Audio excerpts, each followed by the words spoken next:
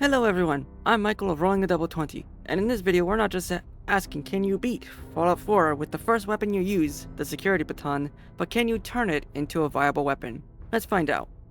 To begin, we need to assign the special stats, although these were changed at the vault exit. After Trauma 1 and 2 occur, we quickly find the first weapon of the game. As expected, the baton easily squishes the rad roaches, but we're just getting started. As a challenge run creator, it was oddly satisfying to finally kill these damn bugs. Once I left the vault, I readjusted my special spread to have less endurance and more agility, although I forgot that both upgrades to the baton require the science perk, meaning I had to put points into my intelligence.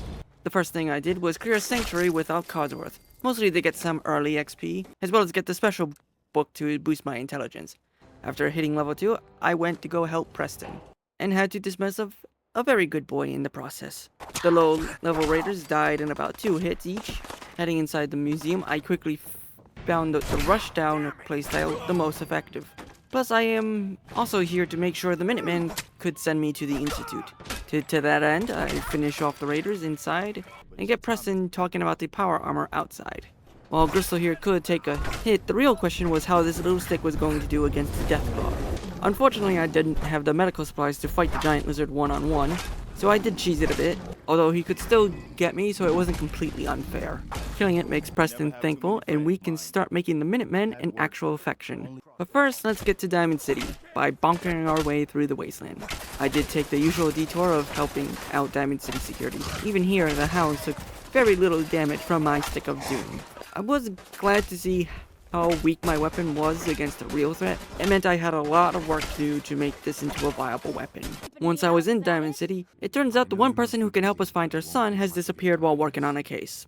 Fallout 4 just loves finding people for quests. Oh well, it was time to get on our way. Now before I rescued Nick, I needed something from the comic book store. No, not Grognak's axe, as that wouldn't be allowed. And I also couldn't pick the lock. No, instead I was after his costume, as it boosts melee damage. It doesn't say by how much, so I had to look it up, and it's 25%. Honestly, that type of damage boost is worth it in my book. As for the ghouls, the basic ones were easy enough to deal with. However, the glowing one at the top required some finesse, by backing off and letting his attack whiff, as I was more or less able to stun lock it with both of its arms crippled. I grabbed my prize and decided to let my lady viewers admire my character's immaculate pecs, all 2 of them. With that done, it was time to rescue Nick. Now with my new piece of clothing, I am more vulnerable, but do more damage. Don't worry, this glass cannon build won't be forever. Speaking of glass cannons, so are these triggermen. They may use more deadly weapons than raiders, but their suits and ties don't protect them from being bonked. Neither does my loincloth prevent me from being bonked by a gun stock. Bonking my way through 114 was easy, so long as I could rush them down. Melee enemies could pose problems, but so long as you time your next strikes and blocks, it's easy to stun lock them. My strategy for dealing with Dino was to camp and wait. It's a legitimate strategy. I don't care how often you fell victim to it on Call of Duty. Ambushes work. When you don't whip them, I might add. I still managed by rushing him down. Saving Nick leads us to bonking more wannabe gangsters. More bonks, and more bonks. And the only gangsters left to bonk are Skinny Malone and his GF, whose stick was much bigger than mine. Hey, it's not the size, but how you use it. And well, I died here, because of my lack of armor and unwillingness to put anything on. Told ya, it's how you use it. So the next part is weird. See, I die again here, but something happened to the spaghetti goat. Gotta give it to Skinny here, he can take a hit. With him dealt with, it was time to talk to Nick. After dying to some lowly raider, I thought it would be a better idea to, instead of saving my son, I would instead get the Minutemen ready to teleport me. Plus, this way I can grind a few extra levels by bullying weaker foes. The reason for this being, I need a few perks to upgrade my stick. For this bullying of lower level enemies to actually mean good experience, I took a few missed quests, as well as a standard settlement quest. Well, they all had a similar structure. Bonk a bad guy and or grab an item. Sometimes the fight ended because they stupidly walked into water wearing power armor. I also found a VATS exploit. By all metrics, I shouldn't be able to reach this turret. But by standing in just the right spot and using VATS, I used telekinetic bonks to destroy the turret. I could use a hand. On my way to a Minutemen settlement, I decided to help Sully here so I could get another raider group to grind XP. But this turned out to be a learning experience. My alerts with their thick shells could easily repel my stick, and it was mostly luck I hit their soft underbellies. This showed me early on what the castle was going to be like.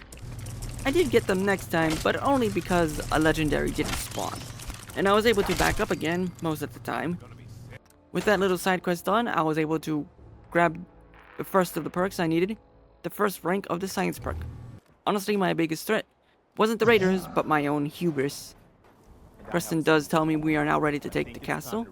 I died once on my way, and killed Dando and his 2 doggos. You might be asking at this point if I'm going for the Minutemen ending. The answer is no. I'm actually going for the Institute ending. And the only reason I'm not using the Brotherhood or Railroad to help me is because they are going to be my enemies this run. And besides, this way I get to grind more levels for the perks I need. Now, do you remember the Mirelurks with Sully a few paragraphs ago? Well, the castle was that frustration turned up to 11. The small hatchlings weren't an issue. The other Mirelurks were, with their thick armor. I know what you're asking. How badly did the queen fuck me up? The answer is what I hope a real queen would do to me. Leave me flat on the floor wondering how I got here. Her acid spit melted my HP pretty quickly, but at least it wasn't the instant death of her melee attacks. Now initially I was content on letting Preston and the Minutemen deal with Her Majesty giant crab monster, but eventually I saw an opportunity to steal my ally's kill. I did fail this a few times, even saw the same weird glitches before, but like a true team player, I stole the kill at the last minute. Unfortunately that was hard to see because of the camera angle. With that, I'm done helping the Minutemen, and it was time to continue make settlement spies. Why did I do this again? I don't know. My guess was to grind up the 3 more levels I needed, or to make sure I have the Minutemen as a backup ending. Maybe both, including helping Grognak. Because of that, I couldn't clear the super mutants. But astonishingly, I actually managed to sneak past them. I couldn't sneak past the crabs, although I was thankful this wasn't as difficult as the castle. Get over here! In good news, I found a goose lair Baton. I mean, ghouls do make up a lot of the enemies, but I thought it would be worth more to me in caps. After leaving the Mirelurks and the turret to get along, which despite the sound, they did, I turned in the Grognak quest, and while I was looting and grinding up the Commonwealth, I ran into Bosco, a powerful raider boss. Well, he was a powerful raider boss. After committing what might charitably described as mass murder and quickly getting some side quests done and randomly exploring. Oh crap. Well, thank you, Mr. Goodfields. Without you, I would not have found this assassin's baton, which does 50% more damage towards humans, which when going for the main story is going to help. I don't think this bonus applies to since hitting level 17, I wasted no time in upgrading my baton to its fullest. And now my stick is quite stunning and foldable. With my weapon fully upgraded, I saw no more reason to delay the hunt with Kellogg. And let's sneak past those 2, shall we? And let them continue on their date. Helping Dogmeat track the breakfast cereal scent leads us to Fort Hangin. Now this is where the true test of this upgraded weapon begins. And it works quite well against the synths, especially when it stuns them. The real question was how it was going to work against Kellogg. I take care of his synth guards first, then pursue my answer, which was, it was damn effective. My future enemies arrive, and going back to Nick, it was time to get this brain business out of the way, and head for the glowing sea to find Virgil. I really started to hate blood bugs, because they often interrupted my swinging animation, an issue I fixed with VATS. As for the Death Claw, I chose to fight it, and the first attempt didn't do too well. But my next attempt, I got extremely lucky and kept him paralyzed. One could say I rolled a double 20. Speaking of rolling double 20s, the sole survivor is damn lucky. An Institute scientist grew a conscience and is willing to help. And he tells us that we need a Courser chip by killing an Institute elite robot assassin. Easy enough. We follow the bleep bleeps to Green Tech, which is full of gunners. So you can see my glorious self, I put the camera in third person, also to show you a better camera angle. But this animation doesn't show me using a baton. It shows me using my fist. Technically, I didn't break the rules, but this animation broke the spirit of the challenge. Reload a save. I bonked my way to the Courser and shot myself here because I thought I was dead. Oh, hello there. Ow! Motherfucker! Confronting the Courser, I compare my small black stick to his big white box. And thanks to our stun upgrade, we finish him off and pop his head. Well, with that taken care of, there is only one group who can help us decode this chip. Well, thank you for your help, Dr. Amori, but I'm not going to help a future adversary get stronger. After some minor setbacks, I make it inside the Railroad HQ. And them forcing me to spin this fucking wheel made this bloodletting even more satisfying. My first target was Glory, because she had a skull next to her name, and with her minigun could have easily torn me apart if she wasn't dealt with first. After decoding the chip, it was time to build the teleporter to the Institute, because not even Sanctuary is safe from the wasteland. Ow! How did this bear get in? I can barely believe it. Well, finally teleporting to the Institute, we take them at their word like any parent afraid to tell their child no. We end up doing most of their errands. But before that, I had a promise to keep the Virgil. So I smacked a sexy legendary robot with my big stick. This legendary duel is brought to you by my internal screaming. I grabbed Virgil's cure and went to become my son's errand boy. And his first errand is to retrieve a sentient vacuum cleaner named Gabriel in Libertalia. I made a brief stop to give Virgil his cure, but I don't think I saw him again. Anyways, Libertalia. Crap, I have no fast travel points nearby. Let's go swimming. Greeting X6 just outside, we form a plan of attack, which is to attack. I nearly mistook X6 for a raider here. Aside from that, there's not any hiccups to Gabriel. I didn't break a sweat. And immediately turning in one errand leads to another. This time our son wants us to go into a war zone and reclaim a robotic servant. Alrighty, at least we'll be able to test our stick against real protection. Of course, I don't mean the railroad. And like most protection, it works. And I died a few times here. Mostly thanks to those damn miniguns. I did my best to keep up with the fray, but with so many explosions, it was hard to keep track of what was what. Like a guilt-ridden parent, we make sure our son gets his toys again.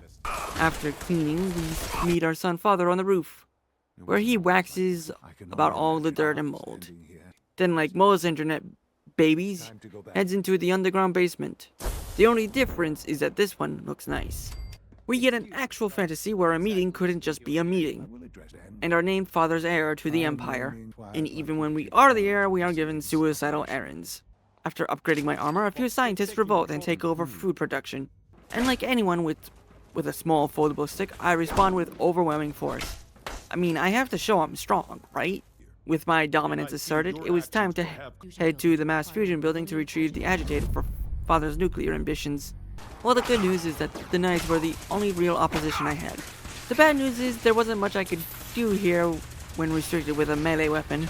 And it wouldn't be a rolling a double 20 video without somehow blowing myself up.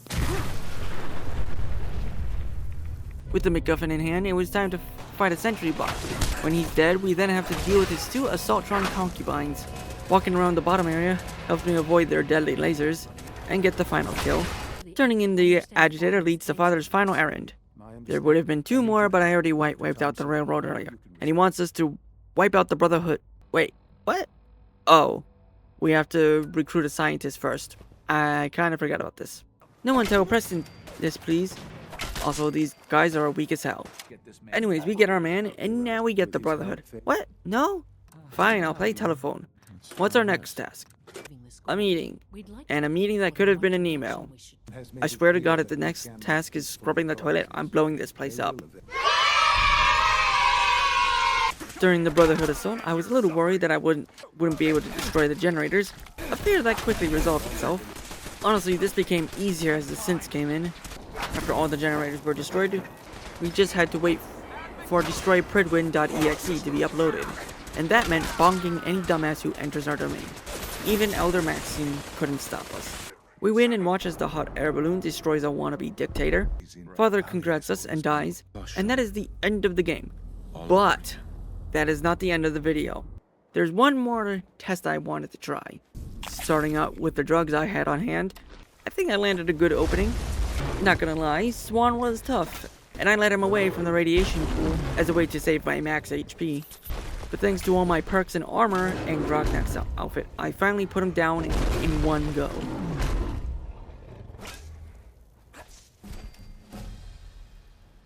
And that is the end of today's video, as I have fundamentally proven that even a weapon found in Vault 111 can still be a viable piece of kit. And if you get one with a good legendary effect, you can win the game. I have been Michael rolling the double 20.